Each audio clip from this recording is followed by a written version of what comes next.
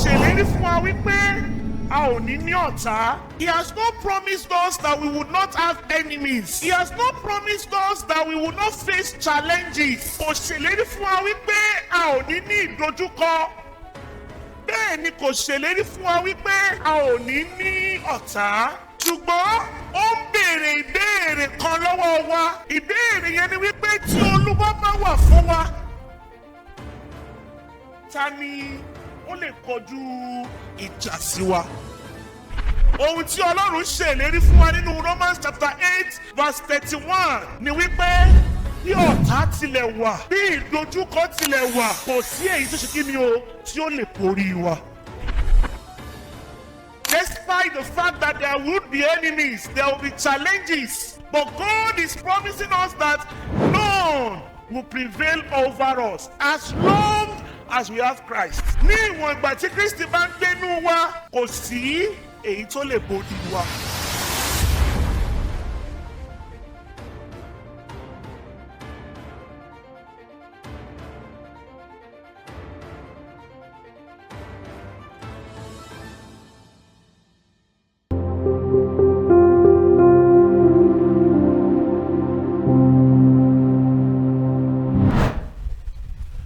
Ọlọ́run olóore ọ̀fẹ́, àbí ọ̀gá fún àánú rẹ èyí tí a tún fi wà níwájú rẹ lónìí tí ń ṣe Sunday tó kẹ́yìn nínú oṣù keje.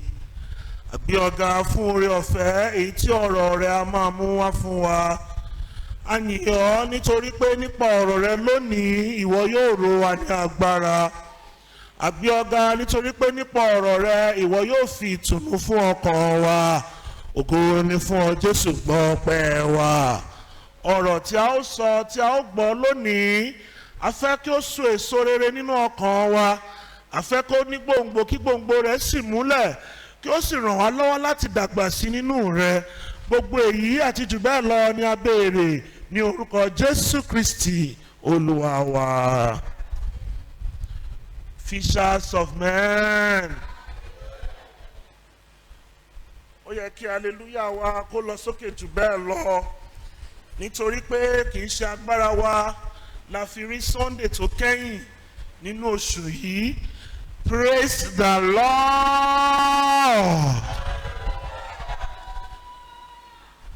Mo kí gbogbo wa wípé kàkà àbọ̀ sínú ilé Olúwa lónìí. Ẹ jọ̀ọ́ ẹ bá mi kí ẹnìkan lẹ́gbẹ̀ẹ́ yín lọ́tún àti lósì. Ẹ bá mi kí kẹsàn wípé ẹ káàárọ̀, God bless you. Lórúkọ Jésù, ògo àti ẹwà Ọlọ́run kò ní sámú ẹnì kọ̀ọ̀kan wa lára. Kókó ọ̀rọ̀ Ọlọ́run fún wa lówùrọ̀ yìí, òun ni a pè ní Kristi nínú rẹ ìrètí ìṣẹ́gun. Kristi nínú rẹ ìrètí ìṣẹ́gun. Christ in you, the hope of victory. Christ in you, the hope of victory. Kristi nínú rẹ ìrètí ìṣẹ́gun. Amúgbólóhùn yìí jáde láti inú ìwé Róòmù orí kẹjọ ẹsẹ̀ 21. Romans chapter 8 verse 31. Mo fẹ́ kí gbogbo wa ká jùmọ̀ ká, ó ti wà lójú screen. Gbogbo wa la máa kà Romans chapter 8 verse 31. 1, 2, go, ẹja ká o. Ǹjẹ́ kí lè àwa ó wá wí sí nǹkan wọ̀nyí? Bí Ọlọ́run bá wà fún wa, ta ni yóò kọjú ìjà sí wa? Mo fẹ́ kí a personalize bá ṣe máa kà lélẹ́yìí. Ǹjẹ́ kí lèmi ó wí sí nǹkan wọ̀nyí? Bí Ọlọ́run bá wà fún mi, ta ni yóò kọjú ìjà sí mi? Bá ṣe máa kà á nísìnyẹn. Ẹ̀dọ́ media team, please still project it. 1, 2, go, ẹja personalize o. Ǹjẹ́ kí lèmi ó wí sí nǹkan wọ̀nyí? Bí Ọlọ́run bá wà fún mi, ta ni yóò kọjú ìjà sí mi? Lórúkọ Jésù, gbogbo agbára tó bá kọjú ìjà sí ọ, wọ́n á di ẹni ìfibú níwájú rẹ. Àkọlé yẹn sọ wípé Kristi nínú rẹ ìrètí ìṣẹ́gun. Kristi nínú wa ìrètí ìṣẹ́gun. Tí a bá wo the book of Romans chapter 8, tí a ti ọwọ́ Paul apostoli kọ sí ìjọ ní Rome. Ohun tí Romans chapter 8 tó ń sọ fún wa ni wípé kí ni pàtàkì ẹ̀mí mímọ́ nínú ìrìn àjò wa gẹ́gẹ́ bí Kristẹni. The importance of the Holy Spirit in the journey of Christians. Oríṣiríṣi iṣẹ́ ìrànwọ́ tí ẹ̀mí mímọ́ lè ṣe fún wa gẹ́gẹ́ bí Kristẹni. Àwọn ohun yìí ni Paul apostoli tí ó sọ nínú chapter 8 of Romans. Ṣùgbọ́n tí a bá wo verse 31 yẹn tó jẹ́ kókó ọ̀rọ̀ Ọlọ́run wa. Ọlọ́run ò ṣèlérí fún wa wípé a ò ní ní ọ̀tá. He has not promised us that we would not have enemies. He has not promised us that we will not face challenges. Kò ṣèlérí fún wa wípé a ò ní ní ìdojúkọ. Bẹ́ẹ̀ ni kò ṣèlérí fún wa wípé a ò ní ní ọ̀tá. Ṣùgbọ́n ó ń béèrè ìbéèrè kan lọ́wọ́ wa. Ìbéèrè yẹn ni wípé tí Olúwa bá wà fún wa, ta ni ó lè kọjú ìjà sí wa? Ohun tí Ọlọ́run ṣèlérí fún wa nínú Romans chapter 8 verse 31 ni wípé bí ọ̀tá tilẹ̀ wà, bí ìdojúkọ tilẹ̀ wà, kò sí èyí tó ṣe kí ni o tí ó lè borí wa. Despite the fact that there would be enemies, there will be challenges. But God is promising us that none will prevail over us as long as we have Christ. Ní ìwọ̀n ìgbà tí Kristi bá ń gbénú wa, kò sí èyí tó lè borí wa. Nítorí náà, kí ni ìtumọ̀ rẹ̀ tí a bá sọ wípé Kristi nínú wa? What does it mean to say Christ in us? Kí ló túmọ̀ sí? Kí a bá lè ní òye ohun tí ọ̀rọ̀ yìí àbí gbólóhùn yìí tó túmọ̀ sí, ẹ jẹ́ kí a lọ sínú ìwé Galatia, Galatians chapter 2 verse 20. Ìwé Galatia orí kejì ẹsẹ̀ ogún, Galatians chapter 2 verse 20. Ó ní, a ti kàn mí mọ́ àgbélébù pẹ̀lú Kristi, ṣùgbọ́n mo wà láàyè. Síbẹ̀ kì í ṣe èmi mọ́, ṣùgbọ́n Kristi wà láàyè. Síbẹ̀ kì í ṣe èmi mọ́, ṣùgbọ́n Kristi wà láàyè nínú mi. Wíwà tí mo sì wà láàyè nínú ara, mo wà láàyè nínú ìgbàgbọ́ ọmọ Ọlọ́run, ẹni tí ó fẹ́ mi tí ó sì fi ohun tìkára rẹ̀ fún mi. Tí a bá wo part B, ó ní síbẹ̀ kì í ṣe èmi mọ́, ṣùgbọ́n Kristi wà láàyè nínú tani o, ó wà láàyè nínú rẹ̀. Ohun tí Paul apostoli gbìyànjú láti sọ ní bíbá yìí ni wípé Kristi a máa gbé inú àwọn ọmọ rẹ̀. Nígbà tí a bá sọ wípé Kristi ń gbé inú ènìyàn, kò túmọ̀ sí wípé kí ènìyàn máa hùwà bí Kìrìsìtẹ́nì nìkan. Christ in us does not mean behaving like Christ or behaving like Christians. Christ in us means that Christ, there is a full manifestation, there is a full revelation of Christ in us. That means that Christ is made manifest in our lives. Ìyẹn ni wípé kò ń ṣe pé gbígbé ìgbé ayé kìrìsìtẹ́nì nìkan, ṣùgbọ́n Kristi fúnra ara rẹ̀ ó fi ara rẹ̀ hàn nínú ayé wa. Àwọn ènìyàn lè rí wa kí wọ́n sọ wípé nítòótọ́ kìrìsìtẹ́nì lélẹ́yìí. Kristi nínú wa kò túmọ̀ sí wípé wíwá sí ilé ìjọsìn nìkan. Kristi nínú wa kò túmọ̀ sí gbígbàdúrà tàbí kíka ọ̀rọ̀ Ọlọ́run nìkan. Kristi nínú wa ó túmọ̀ sí ní ìgbà tí Kristi bá fi ara hàn. We are not being forced to live a Christian life. A ò gbé ìgbé ayé Kristẹni àgàbàgebè. Ṣùgbọ́n Christ is made manifest in our lives naturally. Naturally, ìwà Kristi ó farahàn nínú ayé wa láti inú wa wá láì ṣe wípé à ń díbọ́n tàbí à ń gbé ìgbé ayé àgàbàgebè. Nígbà tí àwọn tó yí wa ká bá lè sọ wípé nítòótọ́ arákùnrin yìí kìrìsìtẹ́nì ni, arábìnrin yìí kìrìsìtẹ́nì ni, nípa ìwà àti ìṣe wa ní ìgbà náà la tó lè pera wa la lè sọ wípé Kristi ń gbénu wa.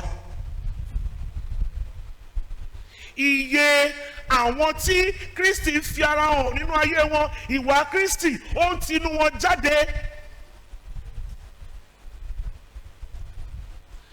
Àwọn ni Kristi ń gbénu wọn. Kò ń ṣe wíwá sílé ìjọsìn. Gbogbo wa fẹ́ kí a lè àgbẹ́wọ́ sókè, ọwọ́ mímọ́ sókè, à ń kí hallelujah. Ìyẹn ò ní ṣe bí kò ṣe ìwà àti ìṣe wa. Nítorí pé nígbà tí Kristi bá gbénu wa ní tòótọ́, ní ìgbà náà la tún lè ní ìṣẹ́gun tòótọ́. Nínú Sunday school wa lówùrọ̀ yìí, àkọlé Sunday school wa wípé àlejò ṣíṣe, hospitality. Now, nígbà tí a ń ṣe àyẹ̀wò ẹ̀kọ́ yẹn, ibi tí a parí ẹ̀kọ́ yẹn sí ni wípé àlejò ṣíṣe nínú ayé tá a wà nísìnyí ó ti gbẹ̀gẹ́. Ṣùgbọ́n ojúṣe wa ni gẹ́gẹ́ bí kìrìsìtẹ́nì. Gbogbo kìrìsìtẹ́nì tó bá sì ní Ọlọ́run nínú rẹ̀ tí Kristi ń gbénú rẹ̀, nípa ìrànlọ́wọ́ Kristi la lè fi ṣe kí ni o, la lè fi ṣe àlejò tí a ò ní, tí kò sì ní fi bù wá lọ́wọ́. Ohun tí a ń gbìyànjú àti sọ lówùrọ̀ yìí ni wípé kò sí ìṣẹ́gun mìíràn, kò sí ìṣẹ́gun níbòmíràn bí kò ṣe nínú Kristi. Iye àwọn tí Kristi bá sì ń gbénu wọn ní tòótọ́, àwọn ni wọ́n lè rí ìṣẹ́gun gbà. Ìṣẹ́gun kò sí fún alágàbàgebè kìrìsìtẹ́nì, ẹni mímọ́ lónìí, ẹni òkùnkùn lọ́la. Ìṣẹ́gun kò sí fún àwọn tó ń pe Ọlọ́run tí wọ́n tún lọ ń pe Ọlọ́run mìíràn. Ìṣẹ́gun kò sí fún àwọn tí ó ń pe Ọlọ́run ṣùgbọ́n tí ìgbé ayé wọn àti ìwà wọn tó jìnnà sí ti Ọlọ́run. Àwọn tó ń gbé yí ọ ká, àwọn tó ń ṣe alábàápàdé rẹ, wọn kò lè rí nítòótọ́ wípé ti Kristi ni wọ́n ṣe. Nítorí náà ẹ̀yin ará nínú Olúwa, ayé yìí kún fún oríṣiríṣi ewu àti ìbànújẹ́. Ẹkún àti ìpayín kékeré pọ̀. Ìṣòro lóríṣiríṣi. Ṣàṣà ní ọjọ́ kan tá a máa gbọ́ ìròyìn tí a ò ní gbọ́ ìròyìn ìbànújẹ́ kan tàbí òmíràn. Ṣùgbọ́n gẹ́gẹ́ bí ọmọ Ọlọ́run, àwa ní ìfọ̀kànbalẹ̀ kan. Ìfọ̀kànbalẹ̀ yìí sì ni wípé níwọ̀n ìgbà tí a bá ń gbé nínú Kristi, ìṣẹ́gun ṣe kí ni o? Ìṣẹ́gun wà fún wa. Bíbélì wípé ẹni tí ó bá ń gbé ibi kọ̀kọ̀ ọ̀gá ògo ni yóò máa gbé abẹ́ òjìji Olódùmarè.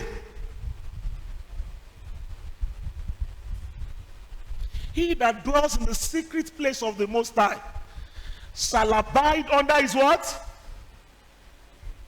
that will abide under his shadows. Gbígbé ibi ìkọ̀kọ̀ ọ̀gá ògo ni wípé o ní Kristi nínú rẹ. O ń bá Kristi gbé, o ní ìwà rẹ, ìṣe rẹ, ó bá ti Kristi mu, ó fi gbogbo ìgbà rẹ, gbogbo ayé rẹ, gbogbo ohun tí o ní ló fi fún un. Ìyẹn ní ìfọ̀kànbalẹ̀ ìṣẹ́gun ohun tí a ní. Àìmọye àwọn ọlọ́rọ̀ tẹ́ bá déwájú ilé wọn ẹ bá mọ́ tank níbẹ̀. Àìmọye ọlọ́pàá security personnel lọ fẹ́ǹsì mẹ́ta lẹ máa gbà kẹ́tó géètì mẹ́ta lẹ máa gbà kẹ́tó wọnú ilé. Ṣùgbọ́n olówó tí wọ́n ń pamọ́ tí wọ́n ń ṣọ́ níta ọkàn ẹ̀ sì wà nínú hílàhílo, ọkàn ò tún balẹ̀. A fẹ́ sùn a tún wọ bulletproof sábẹ́ lábẹ́ 90. Ṣùgbọ́n àwa rèé tá bá ti gbára lé bẹ́ẹ̀dì báyìí a ti sùn lọ. Ìfọ̀kànbalẹ̀ ní nínú pé kí ni o Kristi wà ní ìhà tiwa. Nítorí náà ìyẹn ara kò sí ààbò, kò sí ìṣẹ́gun níbikíbi bí kò ṣe nínú Kristi. Nítorí náà kí ni ìdí tí Kristi nínú wa fi jẹ́ ìrètí ìṣẹ́gun? Why is Christ in us the hope of victory? Kí ló ń fún wa ní ìrètí ìṣẹ́gun gẹ́gẹ́ bí Kristẹni? Ta fi wò pé mo ní ìrètí ìṣẹ́gun. Àkọ́kọ́ ni wípé nítorí pé a mọ̀ wípé Ọlọ́run wà ní ìhà tiwa. Because God is on our side.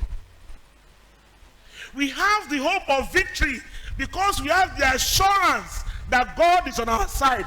A ní ìdánilójú wípé Ọlọ́run wà nípa tiwa. Tá bá wo Romans chapter 8 verse 31 yẹn, ó ní ta ni ó lè kọjú ìjà sí mi?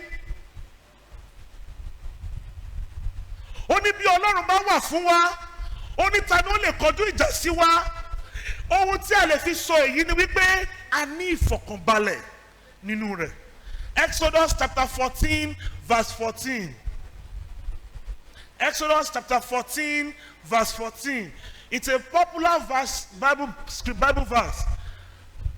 Gbogbo wa ẹ jẹ́ wojú screen wa o.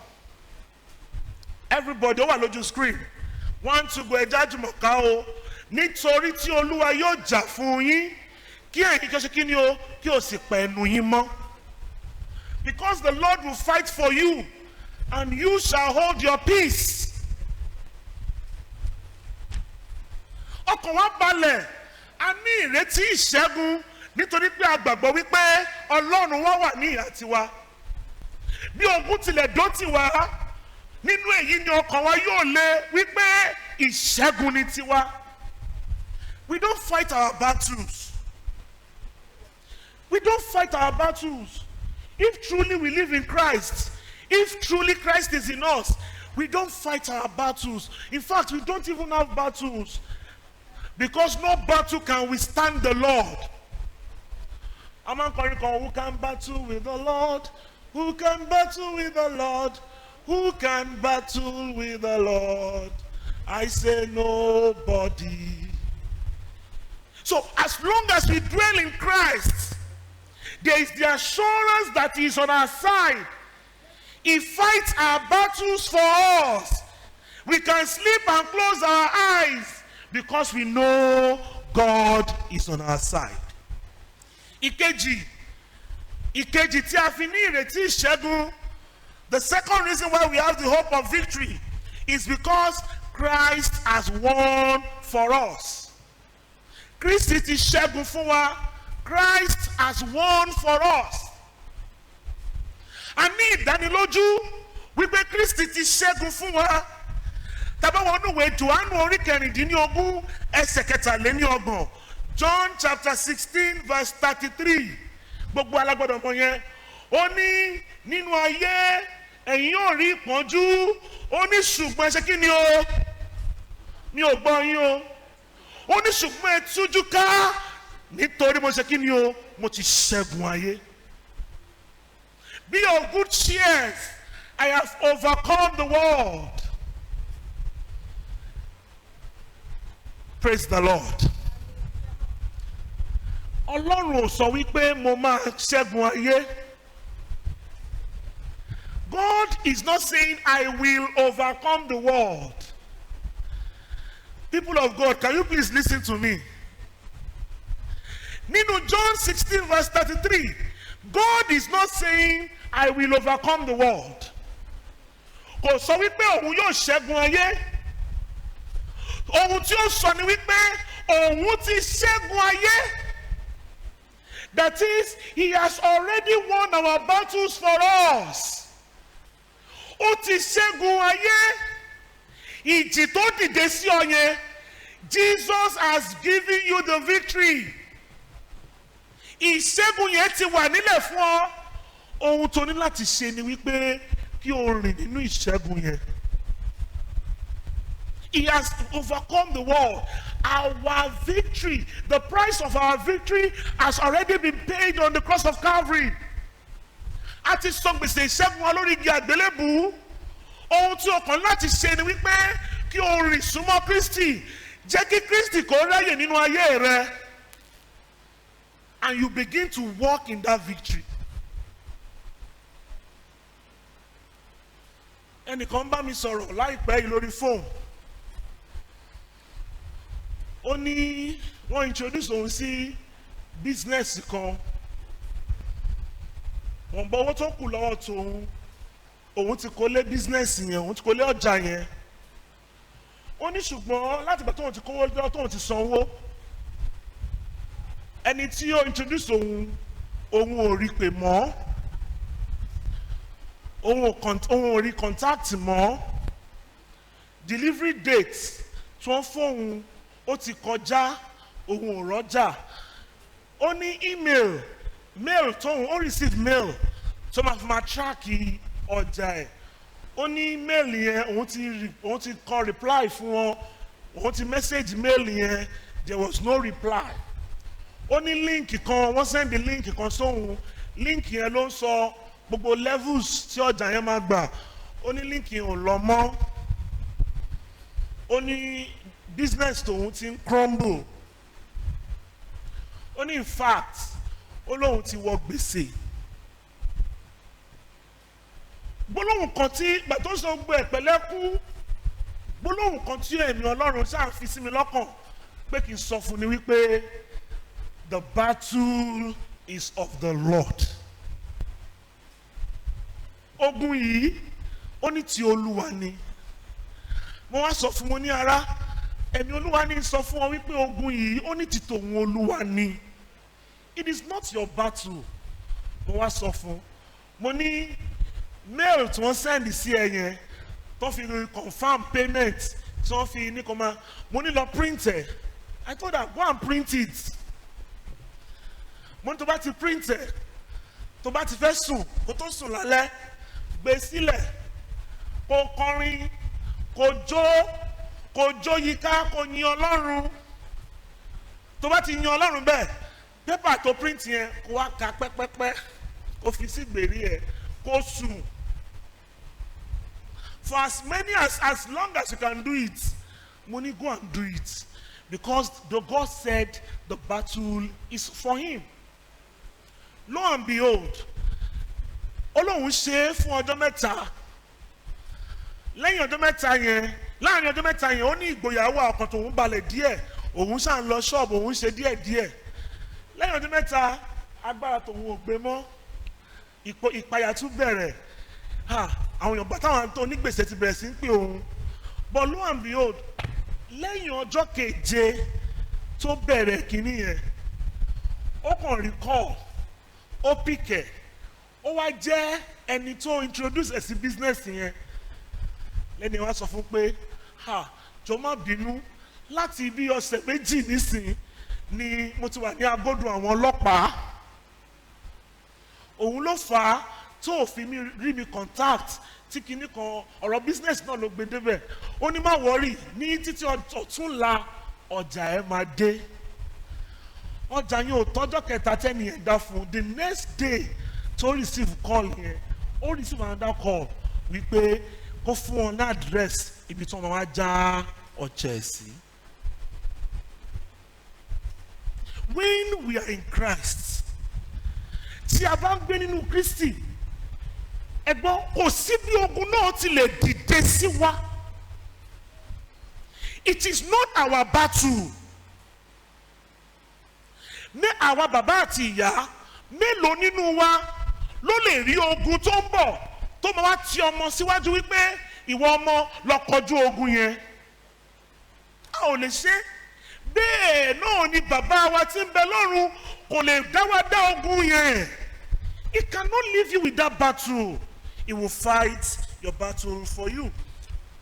The last one, the last hope of victory. The reason why we have hope of victory, the last one is because Christ ti ṣe wá ní aṣẹ́gun. In fact, ó aju aṣẹ́gun lọ. Christ has made us more than conquerors. Christ has made us more than conquerors. Christ ti ṣe wá ní ẹni tó ju aṣẹ́gun lọ. A máa ń kọrin yẹn, a ní àwa ju aṣẹ́gun lọ. Àwa ju aṣẹ́gun lọ. Nítorí àwa gbẹ́kẹ̀wá lé ọ Jésù. Àwa ju aṣẹ́gun lọ. A ní ìrètí ìṣẹ́gun nítorí pé Olúwa ti ṣe wá ní ẹni tó ju aṣẹ́gun lọ. Kí ló sì fún wa ní ìdánilójú yìí? Nítorí pé a ní Kristi. Tí a bá wo the book of Romans chapter 8 verse 37. Romans chapter 8 verse 37. Ó ní ṣùgbọ́n nínú gbogbo nǹkan wọ̀nyí, àwa ju ẹni tó ṣẹ́gun lọ nípa ẹni tí ó fẹ́ wa. For in all things we are more than conquerors through him that loved us. A ju aṣẹ́gun lọ.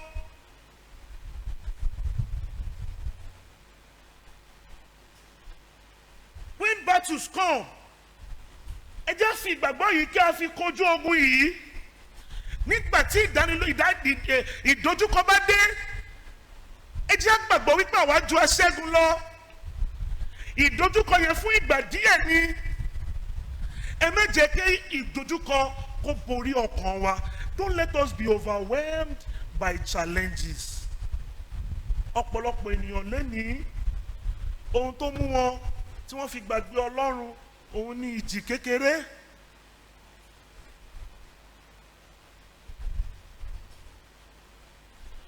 Mo fẹ́ràn orin kan tí Tọ́pẹ́ Àlàbí kọ. Gbogbo ìgbà tí n bá gbọ́ orin yẹn, mi ò mọ bóyá ìtumọ̀ tí èmi máa ń gbọ́ nínú orin yẹn ni àwọn èèyàn tó kù máa ń gbọ́. Ó ní àwọn kan wáyé wọ́n pìtàn ìṣẹ́ títí. Ó ní wọ́n pìtàn ìṣòro kò lópin rárá. Ọ̀rọ̀ wọn kò pàpà já sáyọ̀ ó mà ṣe. Ọjọ́jọ́ ayé ni wọ́n fojú ṣògbéré ẹkún. Títí ikú fi pa wọ́n ò lẹ́nu dúpẹ́. Irú àwọn ènìyàn bẹ́ẹ̀, àwọn tí wọn kò ní Ọlọ́run, àwọn tí wọ́n ti sọ ipò wọn nínú Ọlọ́run nù, àwọn ló fojú ṣògbéré ẹkún. Títí ikú fi pa wọ́n ò lẹ́nu dúpẹ́. Nítorí pé kí ni, wọn ò ní ẹni tó lè bá wọn jagun ayé wọn. Ṣùgbọ́n àwa gẹ́gẹ́ bí ọmọ Ọlọ́run, a ní ẹni tó lè jagun ayé wa. In fact, a ní ẹni tó lè ṣẹ́gun fún wa. Ẹni ìtúnṣewájú aṣẹ́gun lọ. Ohun tí ó kàn ń bèrè lọ́wọ́ wa ni wípé kí a sinmi nínú òun. Nítorí náà, tí a bá máa ní ìṣẹ́gun yìí nítòótọ́, ẹ̀yin ará nínú Olúwa, ẹni tí ò bá ní Kristi kò ní ìṣẹ́gun. Without Christ, there is no victory. John chapter 1 verse 12. John chapter 1 verse 12. Ó ní ṣùgbọ́n iye àwọn tí ó gbà á, àwọn ni ó fún ní agbára láti di ọmọ Ọlọ́run, àní àwọn tí ó gbọ́ orúkọ rẹ̀ gbọ́. Without Christ, there is no victory. Láìsí Kristi, kò sí ìṣẹ́gun. O ní láti bá Kristi rìn, o ní láti bá Kristi gbé, Kristi láti gbé nínú rẹ, o ní láti fi ìgbé ayé rẹ, o ní láti fi fún Kristi. Èkejì, o ní láti gbọ́ ọ̀rọ̀ rẹ̀ gbọ́. You have to obey him. Obedience is key. Exodus chapter 23 verse 22. Mo máa fẹ́ kí ẹnìkan kọ́ kà, ṣùgbọ́n gbogbo àwọn fẹ́ kí a kà á mo gba tẹ̀gbẹ́ bíbélì wa wá Exodus 23 verse 22. Exodus 23 verse 22. Ó ṣe pàtàkì fún wa láti obey. Obedience is key to victory. It is number one condition, number two conditions to living in Christ. Àkọ́kọ́ ni accept Christ. Ìkejì, obey him. Obey him. But please project it. Exodus 23 verse 22. Gbogbo ẹja wojú screen wa o. Okay, mọ́mí fẹ́ bá wa kà á. Ta ló máa bá mi mú máìkì fún wọn lẹ́yìn? Society steward sir. Ẹ̀jẹ̀ bá mi fún wọn máìkì. Ó ní ṣùgbọ́n bí ìwọ bá gbọ́ ohùn rẹ̀ gbọ́, yes ma. Tí ìwọ sì ṣe gbogbo èyí tí mo wí dé, yes ma. Ó ní èmi yóò já sí ọ̀tá àwọn ẹni tí ń ṣe ọ̀tá yín, yes ma. Kai, ó lè ní yóò sì fòró àwọn tí ń fòró yín. Gbogbo ẹni tó bá ń fòró rẹ̀, ogun ọ̀run á fòró rẹ̀. There is a condition o. Kí Ọlọ́run tó kọjú ìjà sí àwọn tó kọjú ìjà sí wa. Kí ó tó fòró àwọn tí ó fòró wa. There is a condition to it, and the condition is obedience. Obedience, obeying. When God says stop, stop. When God says go, go. Obey him. And don't forget, there is no partial obedience. Partial obedience is equal to total disobedience. Ó ní tí ìwọ bá gbọ́ ohùn rẹ̀, tí o bá gbọ́ ohùn rẹ̀ gbọ́ ní tòótọ́, ó ní tí ìwọ sì ṣe gbogbo èyí tí òun Olúwa wí. I will be an enemy unto thine enemies, and an adversary unto thine adversaries. Òun yóò já sí ọ̀tá fún gbogbo àwọn tó jẹ́ ọ̀tá rẹ̀. Òun yóò sì fòró gbogbo àwọn tí ó bá fòró rẹ̀. Mo máa ń sọ àwọn èèyàn, tó bá ní ọ̀tá mi ni ẹ́, ó ti dọ̀tá Ọlọ́run. Tó bá jẹ́ ọ̀tá mi, ọ̀tá Ọlọ́run ló jẹ́. Tó bá lọ fẹ́ fòró mi, Ọlọ́run á fòró rẹ̀. Why? Nítorí pé mo ní ìgbàgbọ́ nínú rẹ̀. So all you just need to do is to obey him.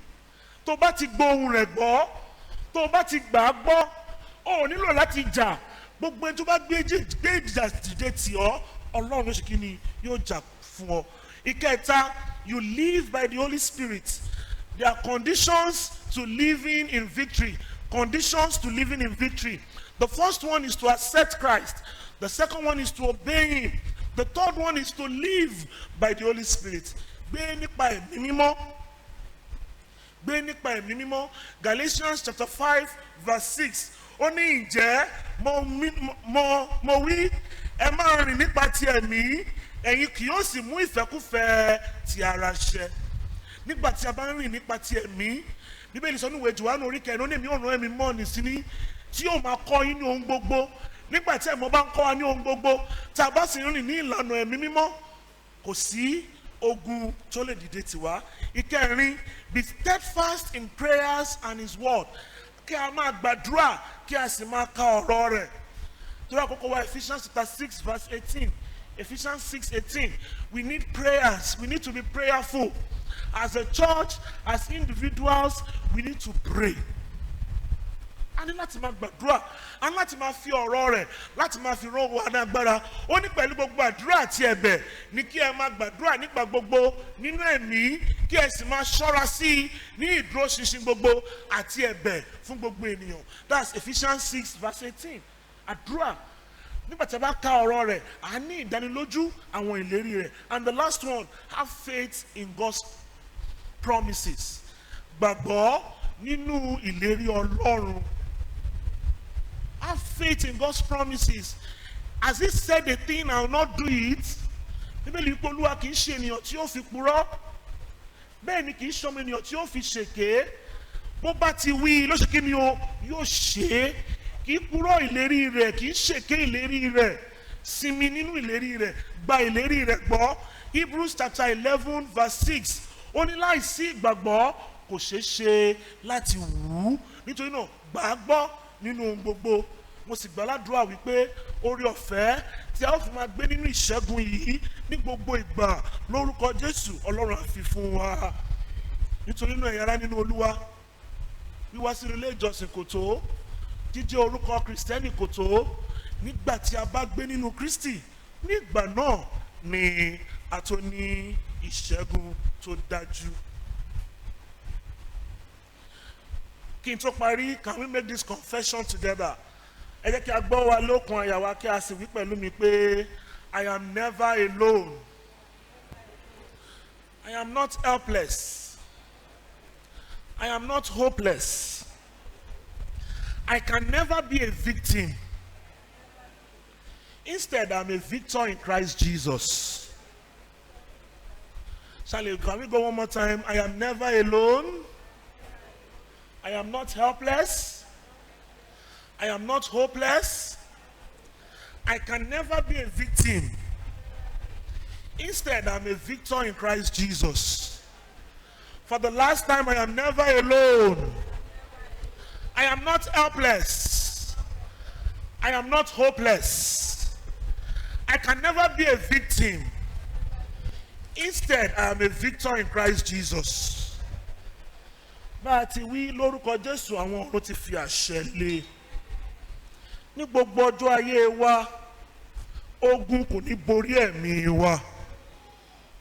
Gẹ́gẹ́ bí a ti kà nínú ìwé Ẹ́kísódù orí 23 ẹsẹ̀ 22 rẹ̀.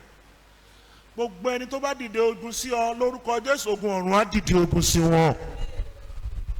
Gbogbo ẹni tó bá sọra wọn di ọ̀tá rẹ, wọ́n di ọ̀tá Ọlọ́run. Gbogbo ẹni tó bá fòró rẹ, ọ̀run á fòró wọn. Ògo ni fún orúkọ rẹ, Jésù Olúwa wa. Ǹjẹ́ nísìn fún Ọlọ́run Bàbá, Ọlọ́run Ọmọ, Ọlọ́run Ẹ̀mí Mímọ́, ẹni tí ìyìn ògo ọlá wà fún títí ayé àìnípẹ̀kun.